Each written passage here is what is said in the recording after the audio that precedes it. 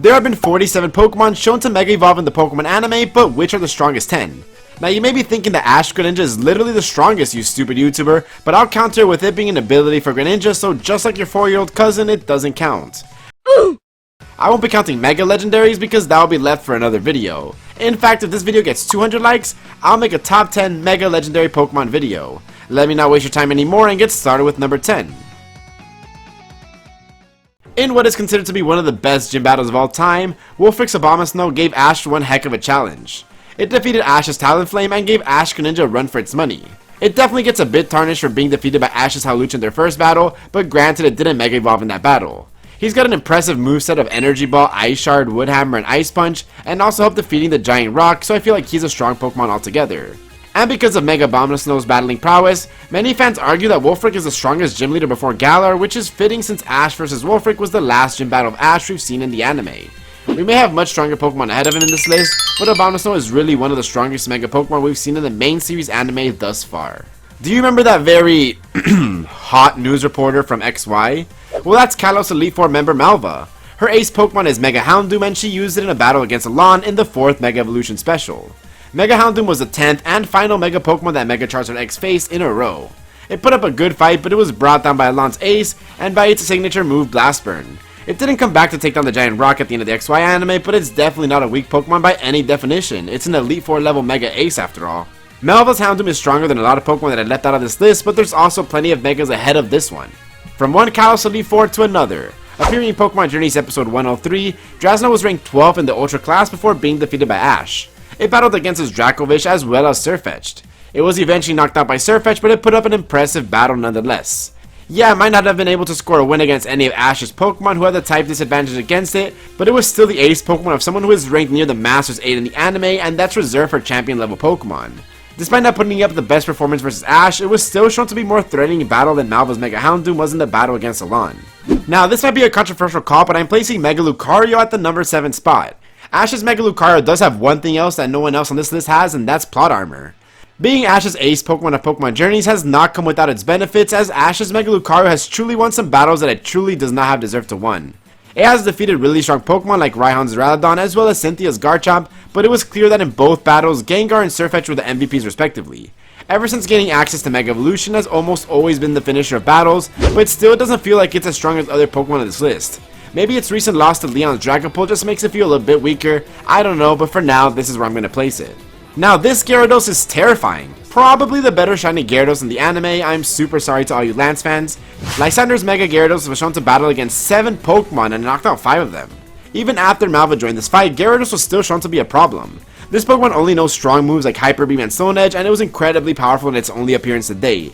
I mean, it's probably its only appearance ever since, well, you know what happened to Lysander, but still. Who knows what this Pokemon would have done if we saw it in an actual battle. Like, if Mega Gyarados could go against only Alon's Mega Charizard, then I truly think that it would have won that battle at some point. How about we talk about a Pokemon that actually did defeat Charizard? Not only did it defeat one of the strongest Pokemon we have ever seen in the anime, but it did so rather effortlessly. Because of this, it is strongly believed to be a very powerful Pokemon, and I do think it's the strongest Elite Four Pokemon in Kalos. And yes, I am biased because I love Blastoise, and no, I don't care. And fun fact, the finishing move Mega Blastoise used against Mega Charizard was Dragon Pulse, which was also the finishing move that Leon's Charizard used against it in the Masters 8. As one of the Pokemon that took down most of the others on this list, then it only makes sense that Alon's Mega Charizard X takes the number 4 spot. It is one of the strongest Pokemon that we have ever seen in the anime, only being defeated on screen by Seabold's Blastoise and Leon's Charizard, which are both insanely powerful Pokemon. Mega Charizard is so strong that it beat 10 Mega Pokemon in a row as well. It defeated another one of the strongest Pokemon that we have ever seen in the anime, and that was Ash-Greninja. Alon and Charizard have one of the best bonds between trainer and Pokemon as well in the anime, and they even got a Mega Stone twice. Look at the moveset that this beast has, it's easily one of the best we've ever had from a Pokemon in the anime period. And finally, Mega Charizard X made it to the Masters 8, only housed by 7 champions despite not being one himself. Let's not forget that Alon's Charizard easily dealt with Leon's Rillaboom, the Pokemon who posed a lot of problems for both Diantha and Ash. This Pokemon is clearly a champion level, and the only reason that it didn't make the top 3 is because there are just Pokemon that are stronger than it. Coming in at number 3, we have a Mega that made it just ahead of Charizard in the Masters 8 tournament, Mega Garchomp. I know many of you consider this Pokemon to be number 1, but hear me out. We only ever saw Mega Garchomp twice, once it was against Iris to beat her Haxorus and advance into the top 4. We then saw it go against Ash's Sirfetch'd and come out victorious unlike certain other Pokemon on this list. It was then defeated by Mega Lucario, but it did take a lot of residual damage up to that point. I know I've spoken a lot about good moveset, but just look at how many moves Garchomp has used in the anime. Having used 12 moves, it definitely makes her one of the Pokemon that have used the most amount of moves in the anime, only to end the Cynthia Masters 8 career with the worst possible moveset ever. Out of all the recurring Pokemon that have both participated and fainted in a proper trainer battle in the anime, Garchomp went the longest in between her debut and first on-screen defeat at 704 episodes. While I think that in base form Cynthia's Garchomp could defeat any of the other base forms on this list, its Mega just doesn't have the credentials to put it in the top 2.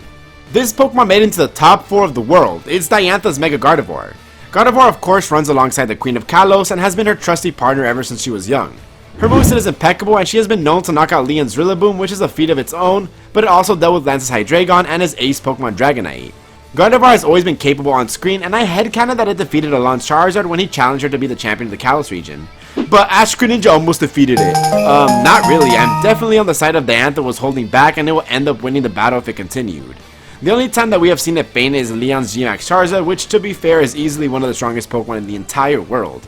And despite that, it did an amazing job at countering its G-Max Wildfire, which no other Pokemon was shown to be able to do that up to that point. This, plus the fact that it can communicate with Diantha telepathically during battles, cements her at a spot as second place.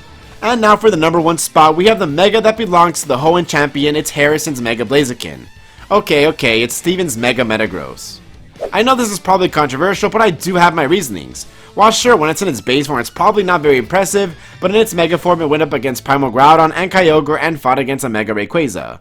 No other Pokemon in this list was able to handle Box Art Legendaries as well as Steven's Metagross did, which is why I believe that it deserves to be the number 1 spot. And it only lost to Ash's Pikachu because of a very plot armor reasons to say the least. Like, it was clearly winning the battle until Pikachu's Ash decided to press the win button and unleash his extra Z moves. The speed that Metagross has is second to none, and I think that in a one-on-one scenario it can defeat any other Mega on this list. Being a shiny gives it brownie points, and with a few better moves it would be facing Leon for World Monarch and not Ash.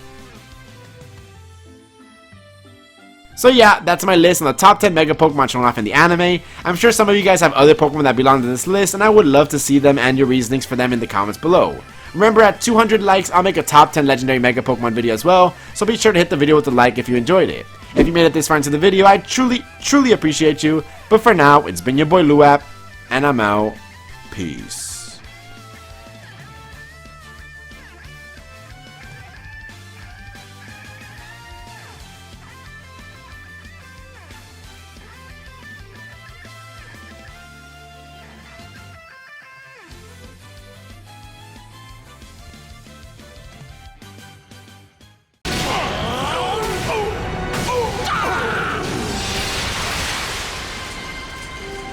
Ice!